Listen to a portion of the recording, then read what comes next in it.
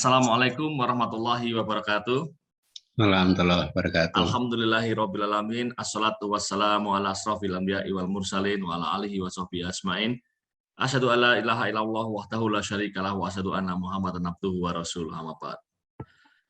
Bapak Ibu sekalian, rahimakumullah, alhamdulillah kita bersyukur kepada Allah Subhanahu wa taala bahwa pada kesempatan pagi hari ini kita dapat hadir kembali bersama-sama di dalam acara kitab Kajian Islam, Ilmu Pengetahuan, dan Peradaban.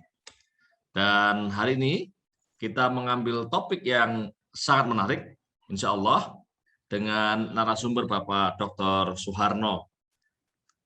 Bapak Ibu sekalian, topik kita adalah Piagam Madinah sebagai rujukan atau sebagai referensi perlindungan kelompok lemah dalam masyarakat.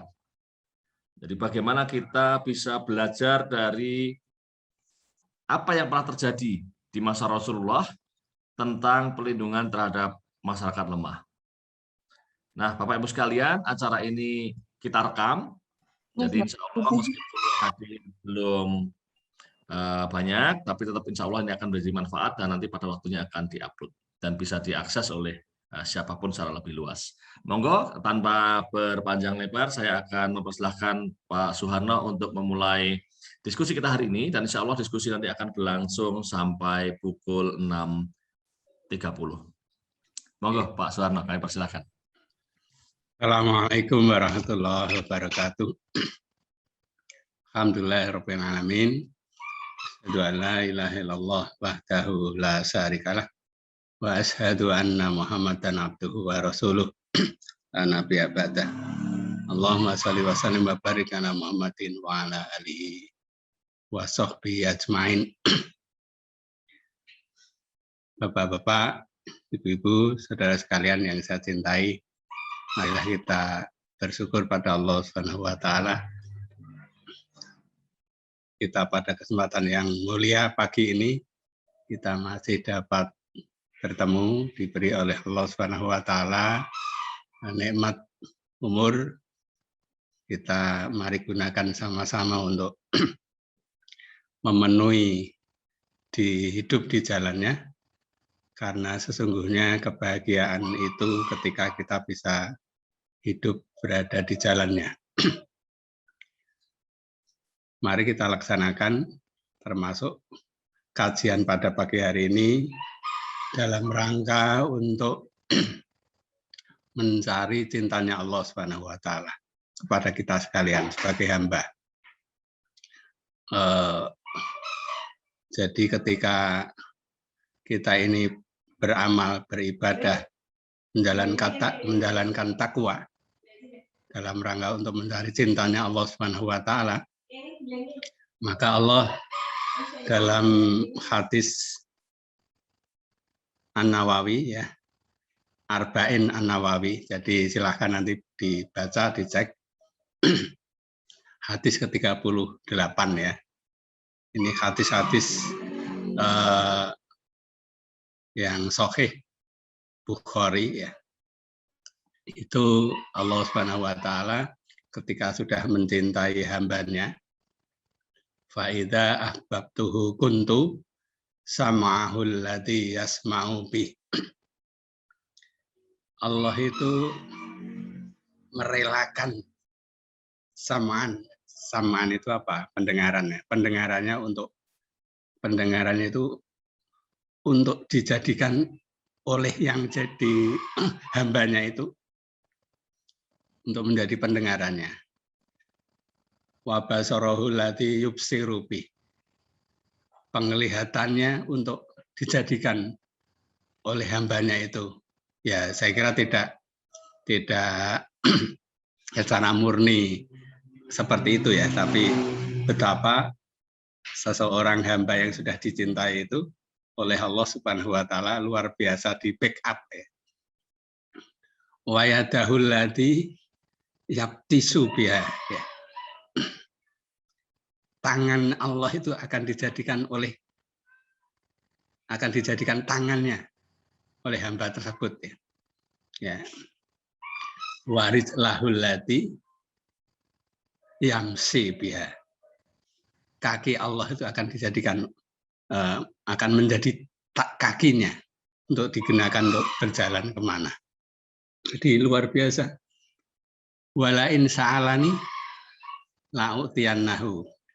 Jadi apabila dia minta sesuatu maka akan aku kabulkan, kata Allah. Walain ista'adzani la'u'idzannahu. Ketika dia minta perlindungan maka akan aku lindungi. Luar biasa ini. Jadi bagi seorang hamba, kalau kita bisa menetapkan hati kita menjadi orang-orang yang pecinta Allah, ya, itu luar biasa. Jadi kalau kita tadi berangkat subuhan, itu tidak sekedar mencari karunia Allah yang berupa seperti sholat malam semalam suntuk, pahalanya kan seperti itu ya. Tapi kita berangkat itu sambil saya ingin, ya Allah saksikan saya mendatangi panggilanmu untuk meraih cintamu. Jadi kalau seperti itu nikmat, indah. Termasuk sodakoh. Sodakoh itu kalau dalam Quran kan Allah lipat gandakan ya. Tapi bagi orang yang cinta pada Allah Subhanahu wa taala, sodakoh ini dijalankan untuk menggapai cintanya Allah Subhanahu wa taala. Jadi mujahadah, bersungguh-sungguh. Bersungguh-sungguh. Nah, ketika saya menyampaikan di dalam sebuah khutbah tentang sodakoh yang saya jalankan juga dengan sungguh-sungguh, itu kemudian ada jamaah yang merekam dan melaksanakan itu. Pada periode sekian waktu lagi saya khutbah di situ lagi, orang itu datang. Pak, saya terima kasih. Saya dulu menjalankan sodakoh sebagaimana khutbah Bapak yang lalu. Luar biasa, Pak. Loh, kenapa? Saya itu ada mahasiswa, dia seorang dosen. Ada mahasiswa datang kepada saya, minta bantuan, akan pulang tidak punya uang. Maka saya juga ingin sungguh-sungguh dalam bersodakoh itu. Saya dalam dompet saya tidak ada uang, Pak. Akhirnya saya cari di saku-saku celana, baju itu saya cari semua. Masih ada, Pak, 15.000. Jadi 15.000 bagi saya saat itu uang sungguh-sungguh, yang lain tidak ada. Luar biasa, Pak. Saya ya kita tidak ingin cari yang semua seperti itu semua ya. Tapi betapa Allah Subhanahu wa taala itu menilai orang yang sungguh-sungguh itu dengan luar biasa. Orang tersebut suatu saat dipanggil oleh seorang tokoh, Mas, kamu sudah punya rumah belum ya? Belum, Pak. Ini kontrak ini. Datang ke rumah. Datang ke rumah. Akhirnya seorang tokoh itu membawa kresek keluar itu ya. Mas, ini ada uang sekian juta. Silahkan gue tuku omah iki untuk. Jadi dia nangis itu, Masya Allah, saya teringat khutbah saya itu. Saya menjalankan sodakoh dengan sungguh-sungguh, hanya segitu besarnya. Ternyata Allah luar biasa, gandakan yang luar biasa. Jadi akhirnya saya ingin sampaikan bahwa saat ini saya, maaf ya, walaupun belum menyampaikan Piagam Madinah, tapi cerita dulu. Saya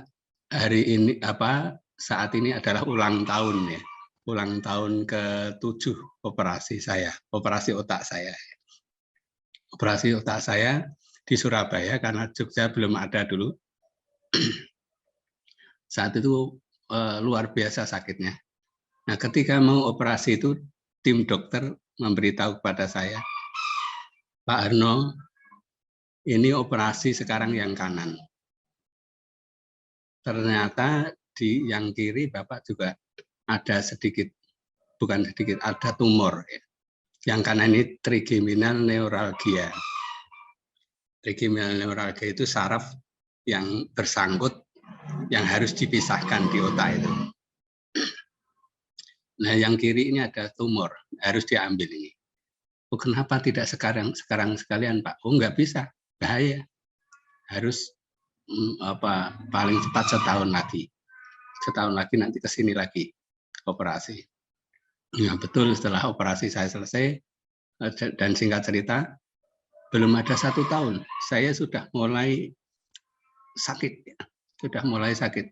Saya mau pingsan, mau jungkel. Jadi, ketika saya masih ada di Unggul-Harjo ya, ketika pernah saya lewat di jalan Tamsis itu, mau jungkel itu, sakit. Nah, akhirnya saya ini, maaf cerita ini semoga menginspirasi ya. Saya panggil istri. Saya mikir begini, saya ini seandainya nanti saya operasi lagi mungkin tidak lama saya akan mati ya. Makanya saya merefleksi, merenungkan amal saya selama ini kayaknya juga banyak yang tidak ikhlas gitu ya. Ada yang pamer dan sebagainya. Saya akhirnya memutuskan akan sedekah yang banyak, barangkali ini nanti untuk bekal kematian. Untuk bekal kematian, ini kalau untuk menutup amal-amal yang kemarin tidak ikhlas, saya ini akan sedekah banyak. Nanti kalau mau mati, ya semoga ini bisa menggantikan.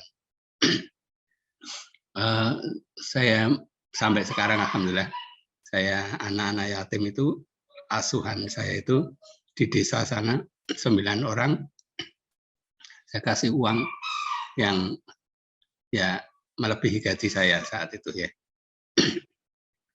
Akhirnya saya begitu rasakan kok ini sudah semakin nyaman, dan akhirnya saya teruskan.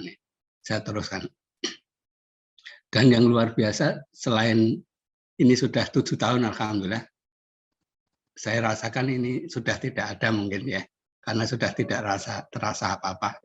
Jadi saya menganggap ini sudah sembuh ya. Yang oleh dokter, saya dipantau terus dari Surabaya sekarang. Bagaimana Pak No? Karena tahunnya dia saya harus sudah operasi. Alhamdulillah sehat Pak. Jadi sampai sekarang saya masih sudah tidak merasakan apa-apa ya. Dan saya teruskan itu ya, sedekah, dan saya merasa Allah sungguh memberikan kenyamanan. Oleh karena itu mari kita berislam ini juga sekaligus ilmu, sekaligus menjadi jalan hidup kita, jalan yang kita amalkan setiap hari, yang bisa kita sekaligus kita rasakan kebahagiaannya bersama Islam. Nah,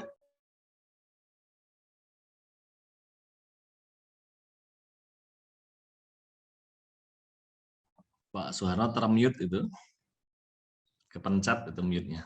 Oke, kalau tadi dengar enggak yang tadi ya? Sampun lebih mawon. Oh ya. Oke, saya akan sampaikan sekarang materi saya ya. Sampun. Nah, monggo mungkin di full screen mawon.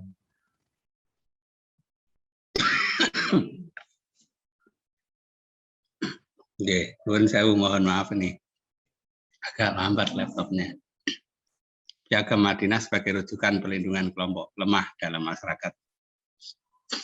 Kenapa saya berkepentingan untuk kemarin menghapus ya masyarakat kelompok lemah dalam masyarakat Islam ya, karena nilai saya harap bisa menjadi nilai jual yang bahwa di seluruh masyarakat itu bisa mau mengambil pelajaran dari sana ya, mau mengambil pelajaran dari sana, sekaligus untuk supaya klaim-klaim perjuangan hak asasi manusia di dunia ini tidak hanya mengandalkan pejuang-pejuang HAM dari Barat ya. Saya kalau ngajar hak asasi manusia sudah saya masukkan dari Piagam Madinah ini ya. kalau F.D. Roosevelt itu menyampaikan ya freedom from here, freedom from want dan sebagainya, itu sudah dianggap sebagai pejuang hak asasi manusia. Nah, ini Piagam Madinah ini konstitusi pertama di dunia yang tertulis ya. Jadi konstitusi tertulis pertama di dunia sekaligus memberikan pasal-pasal perlindungan kepada masyarakat yang lemah ya, dan sekaligus oleh Rasulullah dijalankan dalam kehidupan bernegara. Jadi makanya kita bisa mencontoh dan kita bisa mendeklar ya bahwa pejuang hak asasi manusia itu Rasulullah justru menjadi yang pertama ya. Jadi bukan F.D. Roosevelt dan sebagainya, dan yang sering didengungkan pejuang hak asasi manusia di Barat itu. Nah, bahkan konstitusi tertulis pertama di dunia adalah Piagam Madinah. Jadi Piagam Madinah itu Sohifah Madinah ya, atau piagam yang merupakan konstitusi negara tertulis yang pertama di dunia, the first written constitution in the world. Kaum Yahudi dan Bani Auf adalah satu umat dengan mukminin. Jadi Rasulullah ingin menata kehidupan masyarakat Arab pada saat itu yang sering terjadi kehidupan yang saling hidup dalam klan-klan, hidup dalam bani-bani yang tidak rukun. Ya. Rasulullah satukan dalam satu wadah negara Madinah dengan Piagam Madinah. Yang luar biasa dengan penataan Piagam Madinah itu, akhirnya Madinah menjadi satu masyarakat negara yang tertata dan melampaui sekian ratus tahun kesuksesannya, kesejahteraannya, juga keamanannya bisa dicontoh dalam kehidupan masyarakat yang di tahun-tahun ratusan tahun ke depan.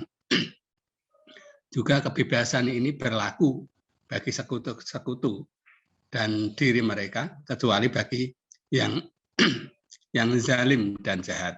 Jadi memang Piagam Madinah ini ada 47 pasal ya. Itu menjamin orang-orang yang mau bersungguh-sungguh hidup rukun dan ada pengecualian di paling bawah itu ya.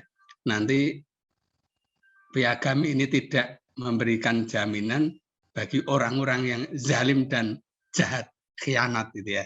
Jadi kehidupan masa Rasulullah itu tidak memberi tempat bagi orang-orang yang zalim, bagi orang-orang yang berkhianat ya, berkhianat.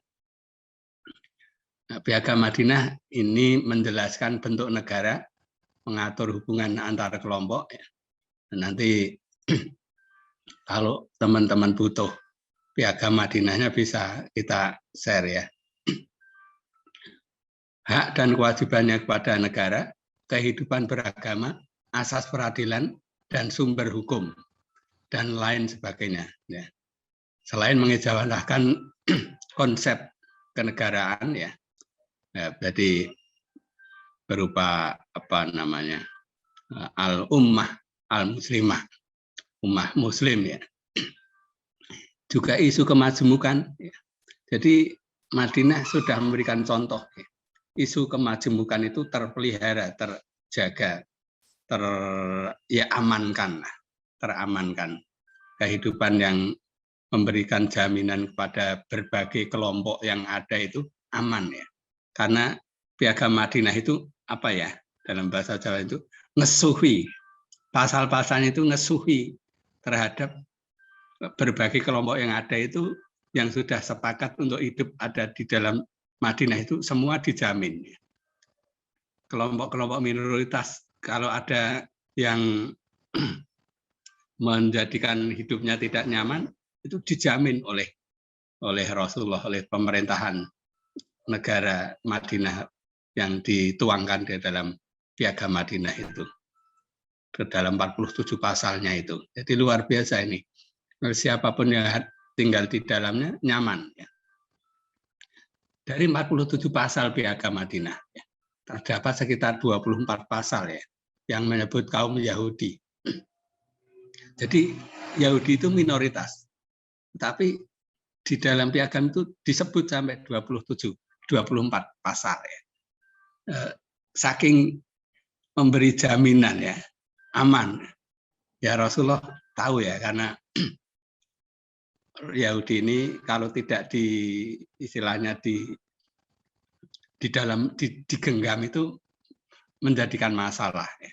Menjadikan masalah. Oleh karenanya justru Rasulullah memberikan pagar yang pasti ya, sehingga tidak macam-macam, sehingga mereka aman dan tidak ganggu, dan kehidupan negara menjadi tidak terganggu olehnya. Status kewarganegaraannya, kebebasan beragama, tanggung jawab bersama dan dalam sosial ya, ekonomi dan keamanan, kebebasan berpendapat dan keadilan. Jadi nah, berdasarkan teks Piagam Madinah ya, yang dilewatkan oleh Ibnu Ishaq dalam As-Sirah Nabawiyah dalam jilid 2 halaman 94 sampai 96 ya.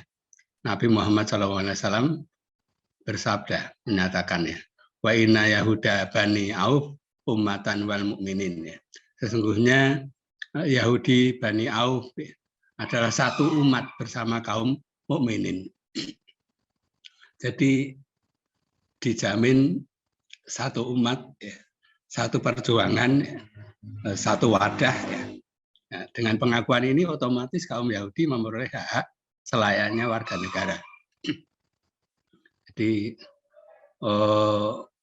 orang-orang Yahudi dengan kehidupan yang semacam ini juga banyak yang masuk Islam ya, dengan kehidupan yang nyaman, dengan kemudian menaruh percaya ya kepada Rasulullah gitu ya.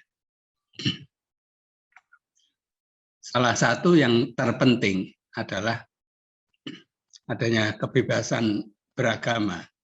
Lil Yahudi dinuhum walil muslimin dinuhum wawalihim wa anfusuhum ya. Kaum Yahudi menjalankan agamanya sendiri, sebagaimana kaum Muslim juga menjalankan agamanya sendiri. Ini berlaku bagi orang-orang yang terikat ya, hubungan dengan Yahudi dan diri Yahudi dan mereka sendiri itu. Jadi memang sebaiknya ya, kalau kita mungkin nanti siapapun yang mengelola negara ini, pihak-pihak yang bisa menjadi pengganggu itu lebih baik diselesaikan di depan ya. Lebih baik diselesaikan di depan. Jadi Rasul sudah tahu ya dari awal dalam mengelola negara, dalam membentuk negara, siapa-siapa yang akan menjadi pengganggu ya, itu dari awal sudah dipagari, sudah diberikan jaminan, sudah didudukkan dengan baik, sudah diberikan termasuk perlindungan seandainya dia dalam kondisi terancam ya. Jadi Yahudi yang ada di Madinah yang sudah sepakat dalam kehidupan menyepakati konstitusi Piagam Madinah ini, kalau kemudian ada pihak luar yang menyerang Yahudi, Muslim juga membantu untuk melindungi. Jadi, dengan adanya jaminan konstitusi terhadap kebebasan beragama ini, kaum Yahudi Madinah dapat menjalankan kegiatan keagamaannya dengan tenang di lingkungannya. Begitu juga dengan pendidikan, ya, sekolah-sekolah Yahudi yang disebut dengan Bait al-Midrash, gitu ya, beraktivitas sebagaimana biasanya, bahkan semakin giat. Jadi tidak dimatikan, jadi beraktivitas semakin giat dari sebelumnya karena terpacu dengan kehadiran Islam di Madinah. Ya mungkin merasa berfastabiqul khairat itu ya. Jadi yang penting diberikan kehidupan yang aman ya. Dan ini ternyata efeknya bukan untungnya itu sampai ke depan. Bahkan Islam kalau dunia ini jujur ya, dunia ini jujur dalam mengkaji sejarah dan kehidupan termasuk Piagam Madinah, orang akan menjadi tahu. Dan Rasulullah saya kira memang sudah memperoleh informasi dari Allah ke depan ini Islam akan berkembang ke penjuru barat dan timur ya, sehingga bisa dilacak ya. Bisa dilacak, ada informasi yang sangat baik bagaimana Rasulullah itu menjalankan dirinya sebagai Rasul dan dirinya sebagai manusia, menjalankan tugas kenegaraan ya, dan memimpin umatnya itu sangat luar biasa ya. Menjadi sulit dicari celah kekurangannya. Yang mestinya para orientalis barat juga mau mengambil pelajaran tentang indahnya Piagam Madinah ini. Nah, Ibnu Ishaq ya, menyebutkan Rasulullah SAW pernah berkunjung dan masuk ke sekolah Yahudi untuk berdialog dengan para ahbab pemuka Yahudi itu ya. Begitu juga Abu Bakar ya, radhiyallahu anhu ya, dikabarkan pernah masuk ke dalam midrash dan mendapati banyak sekali orang di sana. Biasa Rasul dan sahabat-sahabat itu melakukan ya kunjungan, dialog, ya, menyapa, ya. Ya ini saya kira menunjukkan betapa Islam saat itu sebagai mayoritas itu sangat memberikan kehidupan yang nyaman bagi yang lemah di sana saat itu Yahudi dan Nasrani. Terkait dengan keamanan kota Madinah ya, kaum muslimin dan Yahudi harus bahu-membahu ya. Kaum muslim tidak akan membiarkan Yahudi diserang musuh dari luar, dan begitu juga sebaliknya.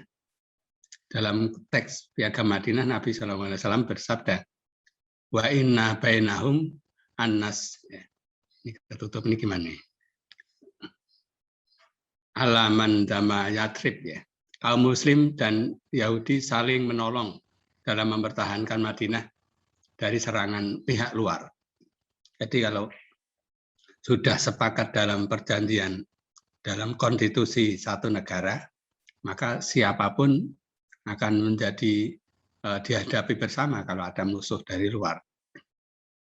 Jadi ketika muslim diserang juga Yahudi harus ikut ya. Nah, hanya nanti suatu saat lama-lama Yahudi itu menunjukkan keasliannya ya. Akhirnya banyak yang berkhianat ya. Rasulullah kemudian tegas dalam proses nanti akhir di perjalanannya. Ya.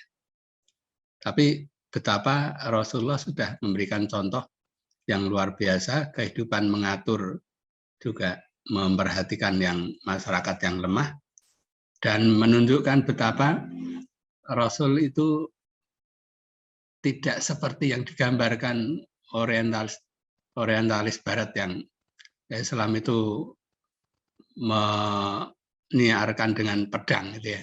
Wong yang sudah dalam satu negara saja Yahudi dan Nasrani tetap mereka beragama yang seperti itu dibiarkan kok, diberikan keleluasaan, dilindungi dalam satu negara.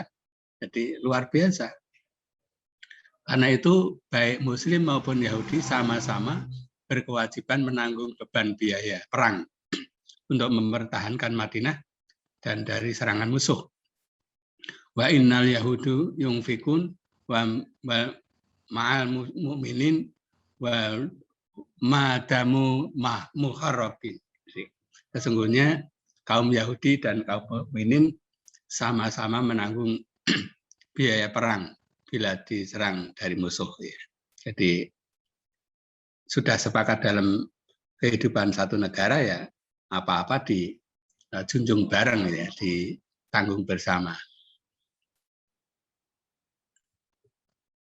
Dari penjelasan sebagian pasal Madinah ya, piagam Madinah yang menyangkut kaum Yahudi, ya, tampaknya sejak awal Rasulullah SAW menghendaki ya, terbangunnya tatanan kehidupan masyarakat yang harmonis di Madinah.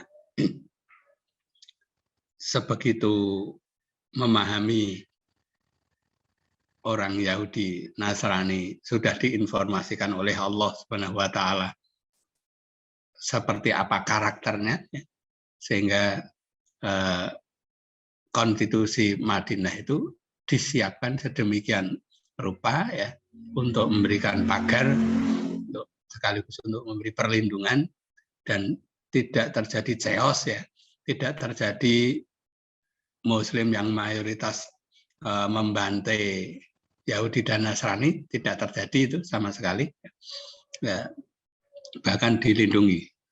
Pendekatan persuasif Nabi dengan menyebut kaum Yahudi bersama Nasrani sebagai ahlul kitab itu ya, berdampak antara lain lelaki Muslim masih dibolehkan menikahi wanita Yahudi dan daging hewan sembelihan Yahudi halal dimakan oleh Muslim ya. Dengan menyebut Yahudi dan Nasrani sebagai ahli kitab ya saat itu. Jadi ya nanti ini mungkin jadi perdebatan, silahkan ya nanti bisa didiskusikan. Nah ini empiris toleransi ya. Prinsip-prinsip keadilan dan apresiasi yang tinggi terhadap fakta pluralitas masyarakat telah menjadikan masyarakat profetik Madinah tampil melampaui zamannya. Tampil melampaui zamannya. Yang syarat dengan tribalis Arab saat itu. Jadi masyarakat Arab yang sering terjadi serang-menyerang, bunuh-membunuh, itu sudah sama sekali tidak terjadi sejak diatur dengan kehidupan dengan piagam Madinah itu. Jadi ini dianggap kehidupan yang sampai melampaui zamannya, bahkan mungkin sekian ratus tahun yang akan datang. Dengan penataan Rasulullah ini sudah membuat sebuah lompatan ya, membuat lompatan kehidupan yang aman di dalam menata negara. Terhadap hak-hak non-Muslim, zimmi, Rasulullah SAW bersabda, barang siapa menzolimi ya, non-Muslim yang terikat dalam perjanjian ini dengan Islam, menghinakannya, melebihi dengan di luar batas kemampuannya, atau mengambil hartanya tanpa kerelaannya, maka akulah lawannya pada hari kiamat kelak. Luar biasa ini. Mana ada pemimpin negara sedemikian menjadi membackup ya, untuk menjadi backup atas keadilan ya. Bahkan seandainya yang terjadi itu yang mendolimi itu Muslim terhadap non-Muslim pun, Rasulullah berada di tengahnya, akan menjadi lawannya. Luar biasa ini. Betapa Rasulullah itu adilnya bukan main ya. Memberi contoh luar biasa. Beri contoh luar biasa. Jadi saya kira ini titik ini diantaranya ya yang melampaui batas-batas hak asasi manusia dunia sekarang ini ya. Maaf tadi kalau tokoh-tokoh hak asasi manusia dunia, F.D. Roosevelt itu misalnya freedom from fear, bebas dari ketakutan, bebas dari berkeinginan, merdeka ya, itu sudah dianggap sebagai pejuang-pejuang hak asasi manusia ya. Itu Rasulullah melampaui itu semua, bahkan menjalankan dalam kehidupan real ya, tidak hanya di dalam slogan tapi sudah menerapkan langsung dalam kehidupan bernegara, siapa yang mendolimi, ini kan kelompok lemah, mendolimi kelompok lemah.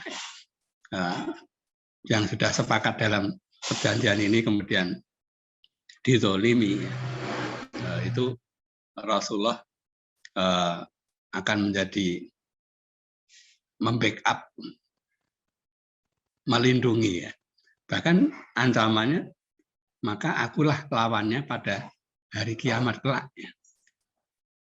Islam selalu memberikan perilaku karakter yang selalu ukurannya itu tidak hanya dunia, tapi sampai akhirat. Sehingga orang itu harus berpikir sungguh-sungguh untuk tidak main-main, ya, untuk tidak pura-pura, untuk tidak munafik, ya.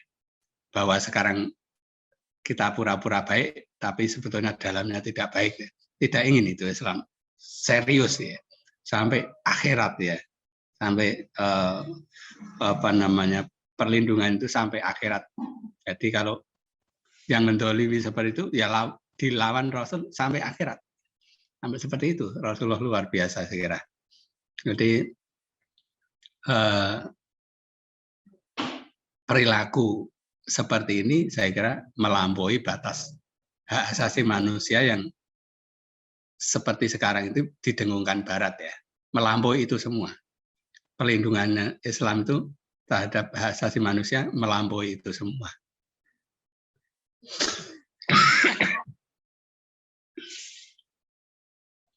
Barang siapa membunuh seorang dari ahli dhimmah. Jadi ahli dhimmah itu siapapun orang jiwa yang sudah sepakat dalam kehidupan Madinah, ya, itu adalah ahli dhimmah. Siapapun, Muslim, non-Muslim, Yahudi, Nasrani, itu orang-orang dalam ahli dhimmah. Ia tak akan mendapatkan wanginya surga, ya, barang siapa yang membunuh seorang dari ahli dhimmah. Orang yang sudah disepakati akan hidup rukun, ya, kok dibunuh, ya. Jadi tidak hanya Muslim, ya. Padahal wanginya surga itu bisa didapatkan dari jarak perjalanan selama 70 tahun. Hadis riwayat Nasai. Jadi Rasulullah memang memberikan tekanan kehidupan ini tidak hanya mencukupkan untuk urusan-urusan dunia saja, tapi ke akhirat, ya.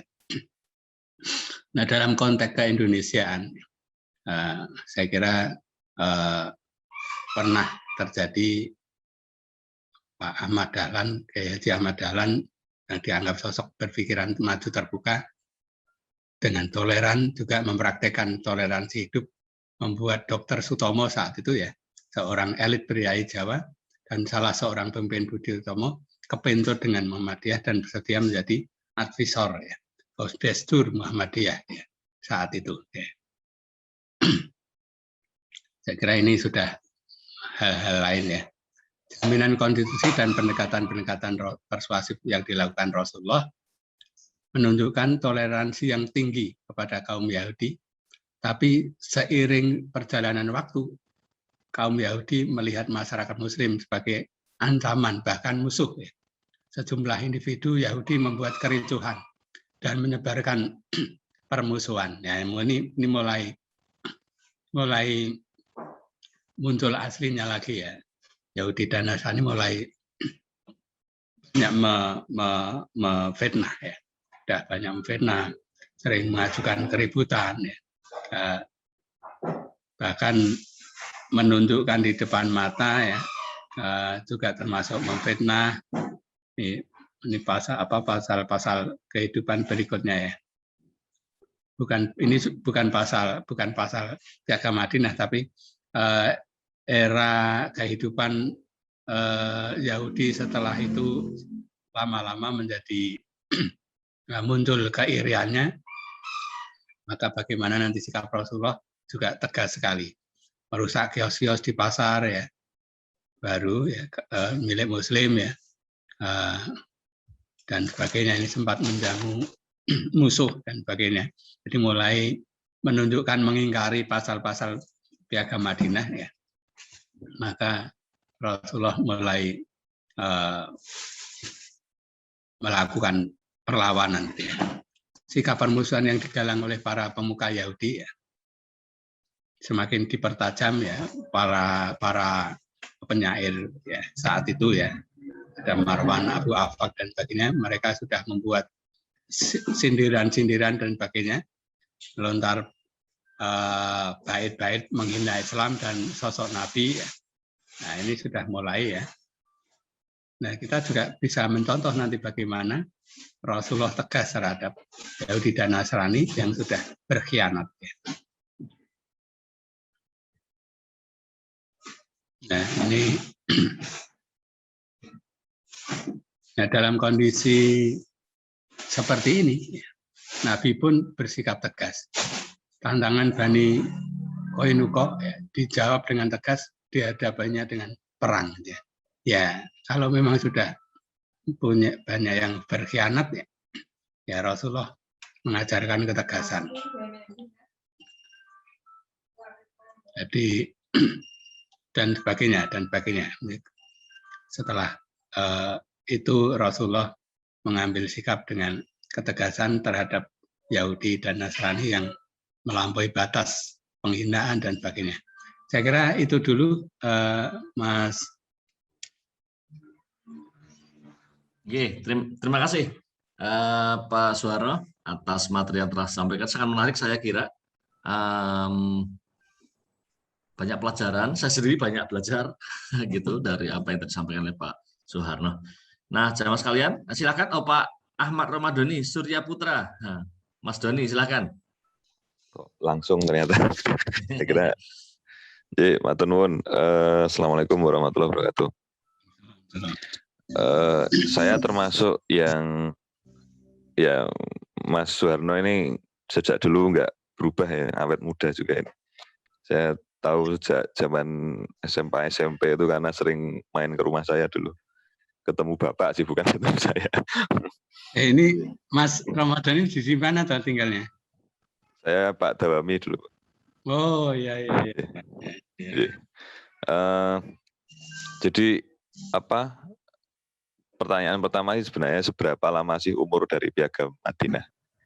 Karena kalau misalnya tadi disampaikan bahwa Kanjeng Nabi itu tokoh HAM lah kira-kira seperti itu dengan bukti Piagam Madinah, tapi kita juga tahu bahwa fakta sejarah itu paling tidak pasca Ali itu sudah tidak ada konteks, ya itu sudah kerajaan lah kira-kira gitu ya, sudah kerajaan, sudah dinasti kembali ke tribal state lah kira-kira seperti itu.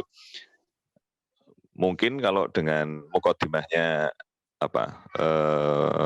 Undang-Undang Dasar Negara UUD 45 mungkin bisa jadi umurnya lebih lama UUD 45 dibandingkan dengan Piagam Madinah. Nah, itu kira-kira seperti apa?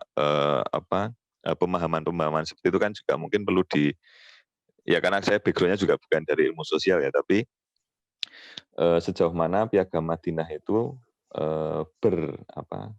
disepakati oleh komunitas kira-kira gitu ya, oleh Madinah sendiri, dan seberapa lama konstitusi itu juga dijadikan sebagai dasar dari relasi antar individu di dalam sebuah komunitas tersebut. Matur nuwun.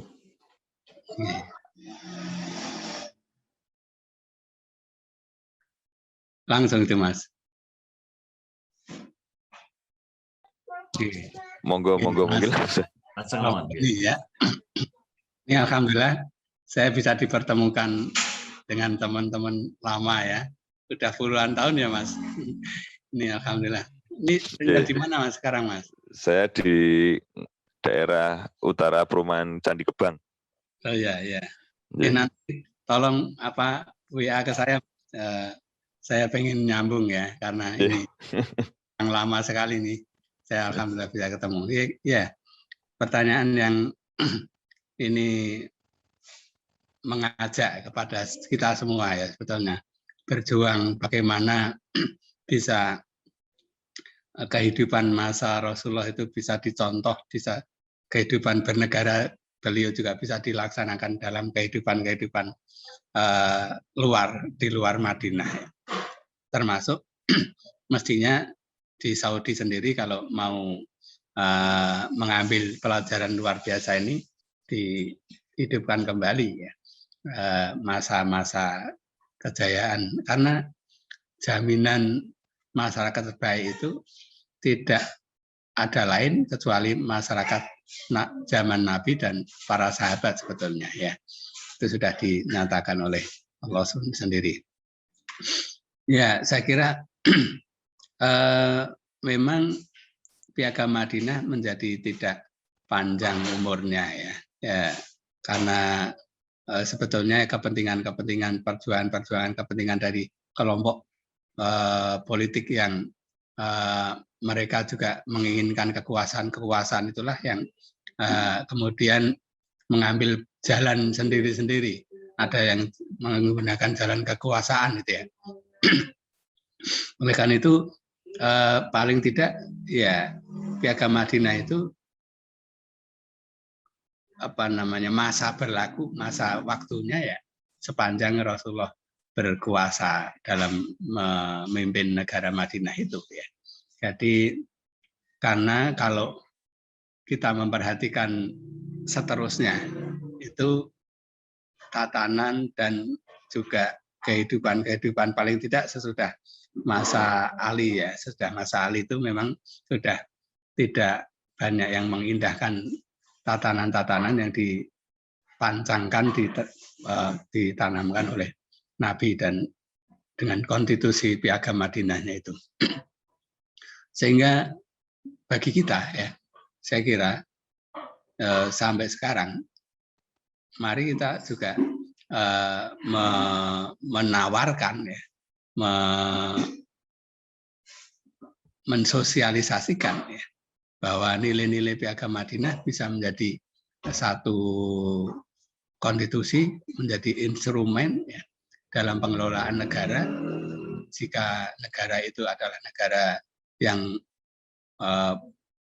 plural ya, itu bisa mengambil pelajaran sebuah kehidupan yang mencontoh era Nabi dengan konstitusi era Nabi juga. Konstitusi era Nabi. Jadi termasuk Indonesia, saya kira kita sudah mempunyai Undang-Undang Dasar 45 yang mirip ya, memberi perlindungan kepada siapa saja, kepada siapa saja. Hanya saat ini saya kira kita ini penerapannya Indonesia saat ini sering tidak. Kita ini kan mestinya melindungi kepada siapa saja, dasarnya adalah keadilan ya, bukan melindungi yang mayoritas dan juga bukan melindungi yang minoritas, mestinya melindungi siapa saja, setiap jiwa yang ada di Indonesia ya, setiap jiwa yang ada di Indonesia dengan dasar kepada keadilan. Jadi mayoritas pun kalau tidak genah ya harus ditegakkan.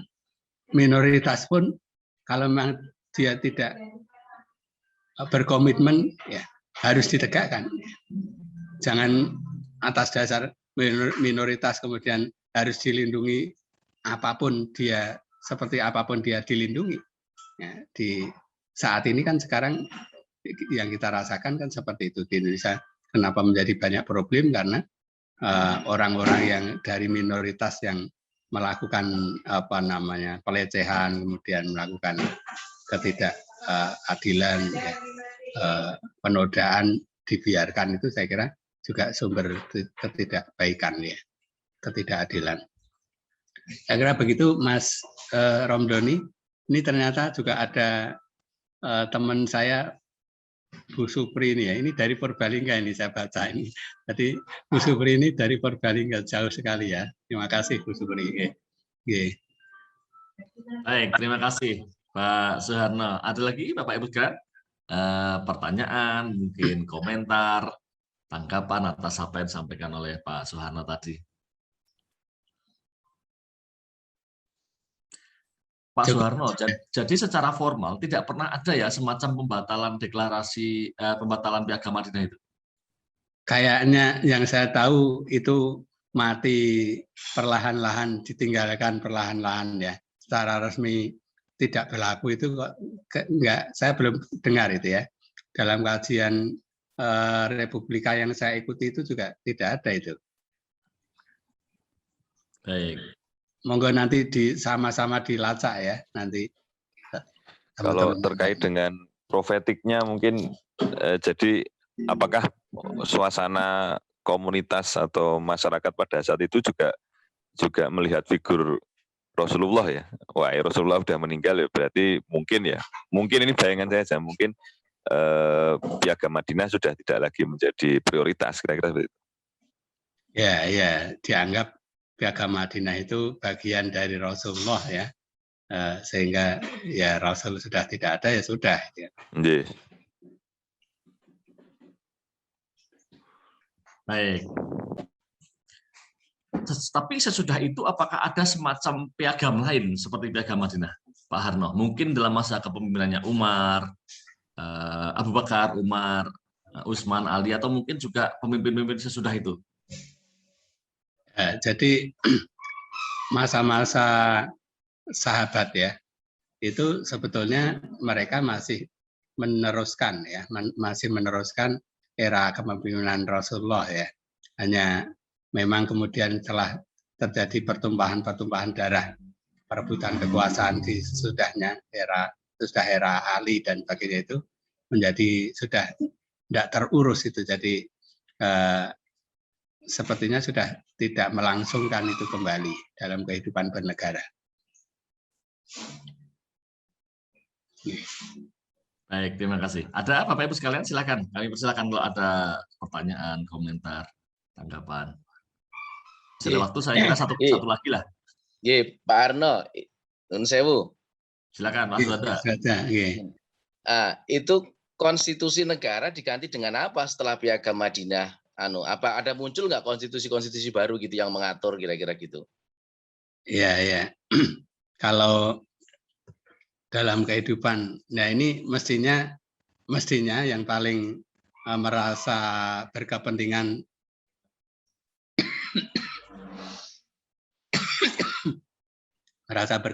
atas itu mestinya Saudi ya. Hanya Saudi sendiri ternyata juga sudah tidak melakukan berjalan di atas konstitusi itu ya. Jadi saya tidak tahu apakah di belahan-belahan wilayah negara yang lain itu ada yang menjalankan konstitusi Piagam Madinah itu atau tidak, tapi sepertinya sudah tidak ada. Jadi kita ini menjadi kehilangan obor, tidak bisa melangsungkan nilai-nilai baik dalam sebuah konstitusi yang bisa melindungi berbagai komponen pluralitas itu dalam kehidupan ya. Karena ya tadi mungkin menganggap bahwa piagam itu adalah kan dibuat oleh Nabi, jadi Nabi sudah tidak ada ya sudah ditinggalkan saja itu ya. Jadi sebetulnya yang penting kita cerna adalah nilai-nilai, kita menginstrumentasi kehidupan bernegara, mengambil nilai-nilai yang diterapkan Piagam Madinah itu mestinya yang bisa kita ambil pelajaran ya. Bukan ketika Rasul sudah meninggal kemudian itu aturan ditinggalkan, itu tidak ya mestinya. Jadi itu saya kira Mas Wada ya. Siap. Artinya kalau prinsip nilai-nilai di Jawa pun sebenarnya ya ada kerajaan apa dulu Kalingga, itu juga prinsipnya juga keadilan juga ya sebenarnya. Artinya konsep-konsep itu sudah dibawa juga ke bumi Nusantara ini. Cuma kembali lagi kepada pelakunya ya, ketika nilai-nilai itu juga sudah masih diyakini, bahkan dikonstitusikan, tapi tergantung ya siapa pelakunya dan siapa masyarakatnya, itu kan kembali ke situ lagi berarti ya. Ya, nggih. Siap. Nuwun. Terima kasih ini ada ternyata banyak murid saya ini ya. Ada Awang ya, ada teman-teman yang lain. Oke. Baik. Bapak Ibu sekalian, alhamdulillah kita sudah mendengarkan tadi diskusi yang sangat menarik gitu bersama Bapak Dr. Soeharno tentang Piagam Madinah. Dan sayang sekali karena waktu sudah menunjukkan pukul 6.30 dan kita mencoba untuk mentradisikan tepat waktu, tepat mulai, tepat selesai begitu, maka mari apa boleh buat ya, kita harus mengakhiri sesi ini gitu. Insya Allah kita akan ketemu lagi dalam kitab Kajian Islam Ilmu Pengetahuan dan Peradaban berikutnya.